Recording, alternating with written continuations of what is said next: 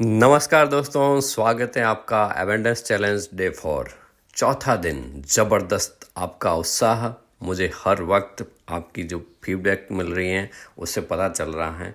बहुत ही सारे लोग अबंडेंस प्रचुरता के आनंद में हिलोरे ले रहे हैं। बहुत बहुत आभार, धन्यवाद धन्यवाद धन्यवाद। आज का टॉपिक है when you let go of envy you let go of ignorance.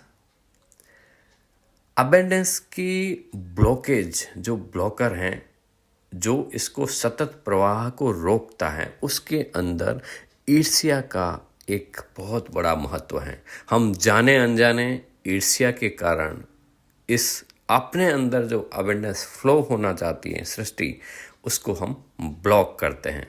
तो आज हम सीखेंगे इसको कैसे हटा सकते हैं, समूल नष्ट कर सकते हैं ईर्ष्या को। उसके सूत्र, उसके कारण देखेंगे। सबसे पहले तो समझते हैं कि ये ईर्ष्या है क्या, एक्चुअल में क्या है। ये छोटी मोटी थोड़ी बहुत ज़्यादा हर मात्रा में हर प्राणी के अंदर, हर मनुष्य के अंदर बाय डिफ़ॉल्ट पाई ही जाती हैं। तो हमें अवेयरनेस के साथ, जागरूकता के साथ इसका तोड़ निकालना है। पहले तो समझते हैं कि भाई किसी की भी प्रगति देखकर या सुनकर अगर हमारे अंदर जलन पैदा होती है तो यह ईर्ष्या का पूर्ण संकेत है। यह अशांति का सबसे बड़ा कारण है। इसका कारण समझ लीजिए। पहले तो अगर हम किसी व्यक्ति की प्रसिद्धि, प्रगति या ऐसा कुछ भी देखकर हमारे अंदर लगता है ईर्ष्या का भाव आता, इसका मतलब क्या हुआ? हम प्रकृति को एक संदेश देते हैं कि मुझे श्रीमती पसंद नहीं है। यह इनडायरेक्टली आपके भाव से सीधा सर्वर में चला जाता है और वहां से हो जाता है तथास्तु। और अब जानकार होने के बाद ये अज्ञानता, इग्नोरेंस हट गई। अब तो आपको पता है ना कि प्रकृति में तो सब कुछ प्रचुर है, अबंडेंस है। Infinite minus infinite remain infinite. अगर कोई व्यक्ति इनफाइनेट भी ले गया तब भी आपका इनफाइनेट पड़ा है। तो जब भी किसी व्यक्ति को देखें, उसकी समृद्धि को देखें, चारों तरफ, अगर ये मतलब क्या हुआ, आप प्रचुरता को देख रहे हैं तो आपको बोलना है thank you, more power to you. आप और बढ़ें, आप और फूलें। आपको पता है ना, देना ही पाना है। जैसे ही आप समृद्धिशाली व्यक्ति की तारीफ करने लगेंगे, प्रशंसा करने लगेंगे, आप देखेंगे अबंडेंस आपकी तरफ हा भर भर के, भाग भाग के आने लग जाएगी। इतना सरल नियम है साथियों। यह थोड़ा इसके ऊपर और चर्चा कर लेते हैं कि ईर्ष्या होती क्या है, किसके साथ। एक आप गौर करेंगे ना, ईर्ष्या हमेशा अपनों से होती है।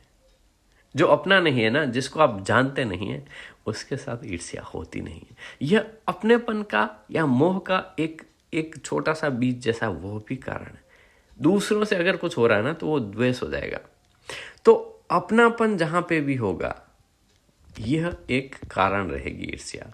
दूसरा, तुलना करते हैं हम, कहीं न कहीं कंपेयर करते हैं और मार्केटिंग का तरीका यही है, इसकी साड़ी मेरी साड़ी से सफ़ेद कैसे। ये फंडा है, थ्योरी ऑफ रिलेटिविटी। हम हर जगह पे तुलना करते हैं और ये नहीं समझते कि हम तो यूनिक हैं भाई। हमारा फिंगरप्रिंट किसी से मिलता है क्या? किसी का फोन आपके फिंगर से खुलता है क्या? नहीं ना। तो आप यूनिक हैं दादा, इसको पहचानें, इसको समझें। You are the unique. परमात्मा ने आपको जबरदस्त बनाया, आप गजब हैं। अपने आप से बोलें कि मैं जो हूं, जैसा हूं, गजब हूं, यूनिक हूं, अद्वितीय हूं। तो मेरी किसी से भी तुलना तो हो ही नहीं सकती। एक कारण रहता है और हीन भावना, इंफीरियरिटी कॉम्प्लेक्स। अपने आप को तुच्छ समझना, वर्दी नहीं समझना। तो इन सब चीज़ों को कारण, जो असली जड़ है, ये तो ईर्ष्या तो फूल है, इसका रूट कॉज है, वो है अहंकार, ईगो। तो हम इसको कैसे हटा सकते हैं, उसके ऊपर भी, निवारण के ऊपर भी बात कर लेते हैं। हमने एक चीज़ तो देख ली कि हम अद्वितीय हैं, यूनिक हैं, इसलिए हमारा किसी से कोई कंपैरिजन हो ही नहीं सकता। दूसरा, ब्रह्मांड में प्रचुरता है, चारों तरफ भरपूरता है। हमें हमारा हिस्सा हमारे पास ही रहेगा, आज से कोई नहीं ले जा सकता। सिर्फ हमें अपना पुरुषार्थ करना है। और एक इसको हटा सकते हैं, सम्मान के भाव।